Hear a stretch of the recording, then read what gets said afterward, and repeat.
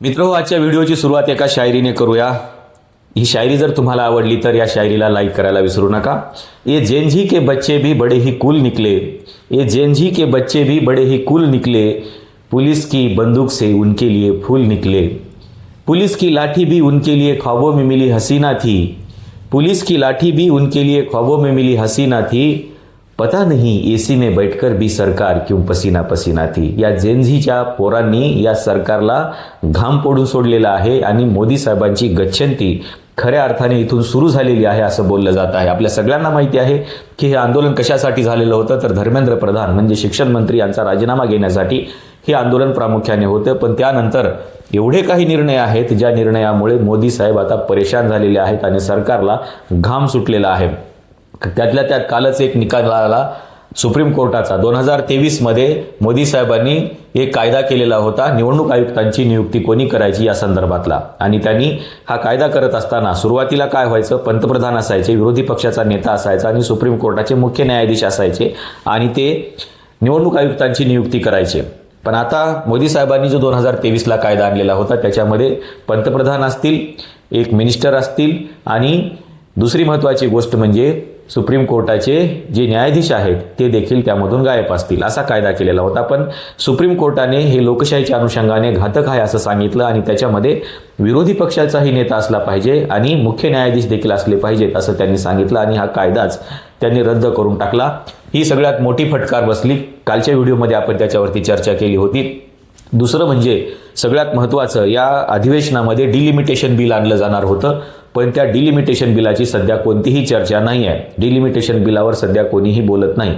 का बोलत नाहीत याचं कारण तुम्हाला युसूफ पठाण यांच्या भूमिकेमध्ये दिसायला लागतं। म्हणजे जर पश्चिम बंगालमधले जे 3 खासदार आहेत त्या तिन्ही खासदारांनी या डिलिमिटेशन बिलाच्या अनुषंगाने आम्ही एनडीए सोबत नाही आहेत असं त्यांनी सांगून टाकलेलं आहे। त्याच्यामुळं बरेचसे खासदार हे या डिलिमिटेशन बिलाच्या अगेन्स्टमध्ये आहेत, म्हणून सध्या डिलिमिटेशन बिलाची चर्चा सभागृहामध्ये होत नाही। खरं तर हे अधिवेशन प्रामुख्याने ह्या डिलिमिटेशन बिलासाठी होतं, पण हे डिलिमिटेशन बिल मात्र सध्या सभागृहामध्ये आणलं जात नाही, कारण हे अनेक खासदार याच्या विरोधामध्ये आहेत आणि असं चित्र दिसायला लागलेलं आहे की कदाचित हे जर बिल सभागृहामध्ये आलं तरी हे बिल बहुमताने पाडलं जाऊ शकतं आणि तिथे पुन्हा एकदा सरकारची नाचक्की होऊ शकते आणि त्यामुळे डिलिमिटेशन बिलाची चर्चा पूर्णपणे संपुष्टात आलेली आहे। कालची बातमी जर तुम्ही बघितली असेल नवभारत टाइम्स किंवा इतर ज्या वर्तमानपत्रामधली आहे की युसूफ पठाण यांनी जी भूमिका घेतलेली आहे त्या भूमिकेमुळे सगळेच खासदार आता चर्चेत आलेले आहेत। ते म्हणतायत की आमच्या मतदारसंघामधली डिमांड ही वेगळी आहे, त्याच्यामुळे आम्हाला याच्यावरती चर्चा करायची नाही आहे। काही लोकांचं असंही म्हणणं आहे की जर समजा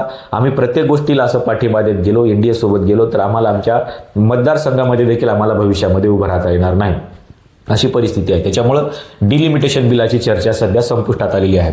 महत्त्वाची गोष्ट म्हणजे राजस्थानमध्ये सवर्ण समाजानं जे यूजीसी ॲक्टच्या विरोधामध्ये आंदोलन केलेलं आहे त्या आंदोलनावरही देखील राजस्थान सरकारने लाठीचार्ज केला आणि ते सगळे लोक आता केंद्र सरकारच्या अगेन्स्टमध्ये निघालेले आहेत।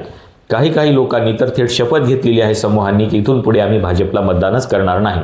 म्हणजे अशा प्रकारचं वातावरण देखील सध्या आपल्या देशामध्ये निर्माण होत चाललेलं आहे आणि हे सगळे आता अडून बसलेले आहेत सरकारच्या भूमिकेच्या संदर्भामध्ये। त्याच्यामुळे इथे देखील सवर्ण समाजाकडून पंतप्रधानांना मोठ्या प्रमाणामध्ये विरोध केला जातो आहे।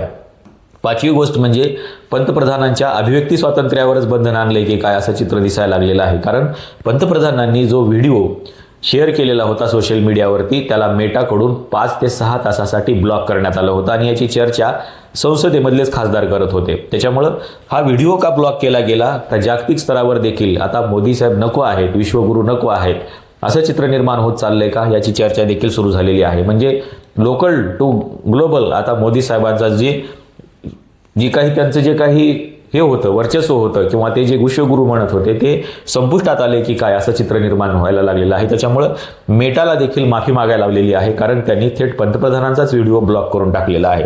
दुसरी महत्त्वाची गोष्ट म्हणजे या अधिवेशनामध्ये पंतप्रधान आणि गृहमंत्री हे दोघे कुठे आहेत असा प्रश्न विरोधी पक्षाकडून विचारला जातो आहे, कारण दोघेही सभागृहामध्ये नाही आहेत। पहिल्या 3-4 दिवस तर सभागृह चाललंच नाही कारण बीजेपीचं आंदोलन सुरू होतं, पण नंतर देखील पंतप्रधान आणि अमित शहा म्हणजे गृहमंत्री हे दोघेही सभागृहामध्ये आले नाहीत. याचा अर्थ काय होतो? याचा अर्थ गच्छंती सुरू झालेली आहे का असा देखील होऊ शकतो, किंवा आता लोकांचे जे प्रश्न आहेत त्या प्रश्नाला उत्तर देण्यासाठी सध्या यांच्याकडे कुठल्याही प्रकारची उत्तरं नाहीत असाही अर्थ होऊ शकतो.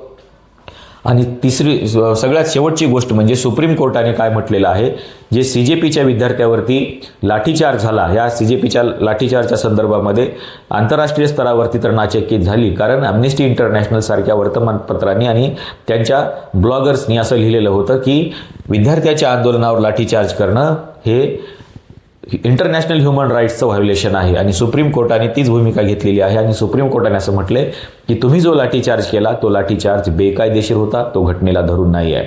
त्याच्यामुळे सगळ्याच बाजूंनी हे सगळे जर मुद्दे तुम्ही बघितले तर हे सगळे मुद्दे सध्या अगेन्स्टमध्ये जात आहेत. आणि या 12 वर्षामध्ये तुम्ही जर बघितलं असेल तर कुठलाही मुद्दा या सरकारच्या अगेन्स्टमध्ये गेला नाही. त्यांनी प्रचंड त्या मुद्द्याला ताणून धरलेलं आपल्याला पाहायला लागतं.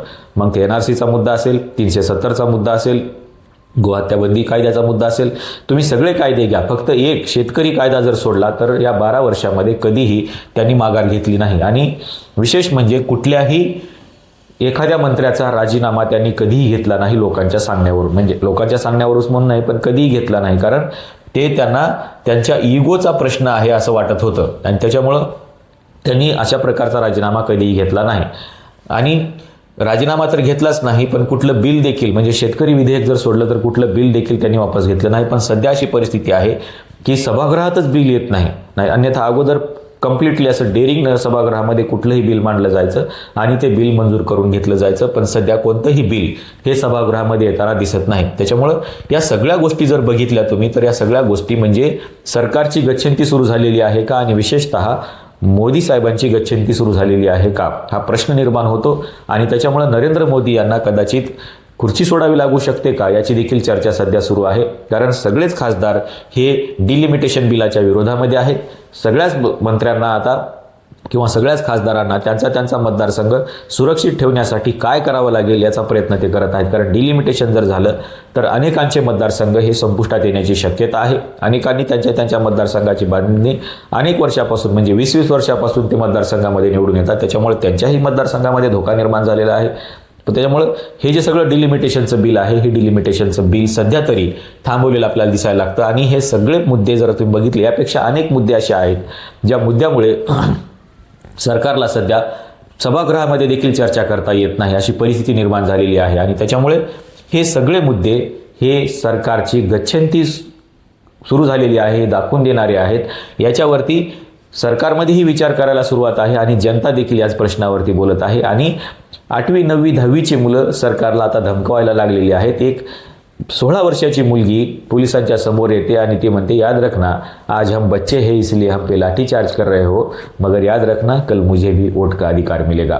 हे जे डेअरिंग आहे ही डेअरिंग आता सरकारच्या अगेन्स्टमध्ये आलेली आहे. आणि त्याच्यामुळं हे जे काही मुलं आहेत CJPचं जे काही जेनझीचं आंदोलन आहे हे आंदोलन या सरकारच्या गच्छंतीला कारणीभूत आहे का आणि त्यामुळेच या सगळ्यांची पडझड सुरू झालेली आहे का असं देखील बोललं जात आहे. आपल्याला नेमकं काय वाटतं या सांगायला विसरू नका. खरोखर सरकारची गच्छंती सुरू झालेली आहे का, सरकारची पडझड सुरू झालेली आहे का, आपली नेमकी भूमिका काय सांगायला विसरू नका. या व्हिडिओला जास्तीत जास्त लाईक करा, शेअर करा आणि चॅनलला सबस्क्राईब करायला विसरू नका. या व्हिडिओमध्ये आपण इथे थांबूया. धन्यवाद.